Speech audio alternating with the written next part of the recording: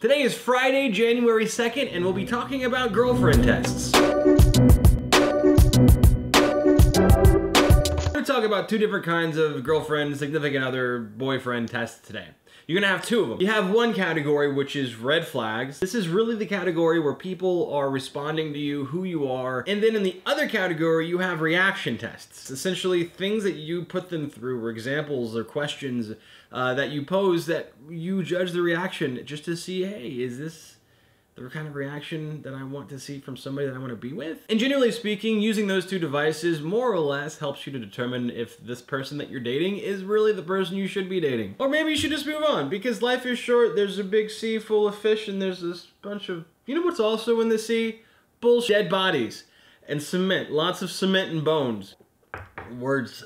God, cough is horrible. I don't have a way or a test or a cheat sheet to really give you to start building your own set of guidelines or rules, but generally speaking, they fall into those two categories. You've got the red flags and the reaction test. What I've used for the red flags are if one of their friends say something like, oh, you're gonna be so good for them. You're gonna be such an amazing influence on who they are. No, you don't wanna be an influence, and you don't wanna be good for them. You wanna be good for each other. It's that they're choosing those kind of people to hang out with that look for people like you to make them better. It's just they have the victim mentality that you don't necessarily need to be part of, so you need to move on. I have never had an experience where that situation works itself out, because it doesn't. The biggest one is whenever they say, I hate drama. You know why they hate drama? They fixate on it, because that's all that they're about. That's all they want to have happen. They can't just move on. They can't just get past it. They need to be living in the eternal TNT, no commercial breaks. Because, you know, TNT, they know bad jokes.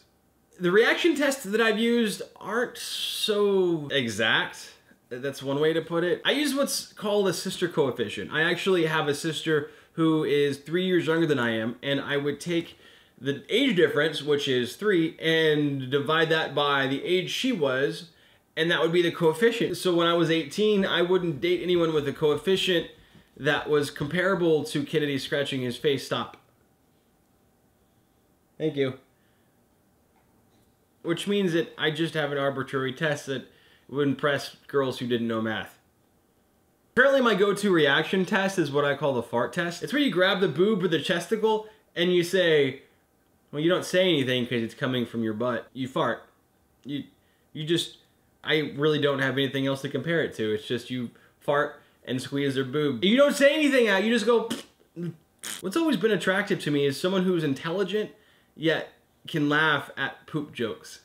You know, it's that dichotomy of like, oh, two worlds collide.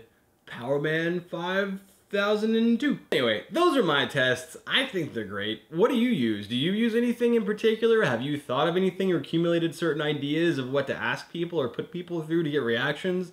What are your red flags? Let me know in the comments below, because I'm really interested in knowing what other people use. It's one of those things you don't really talk about that much unless somebody specifically asks about it, but I'm interested.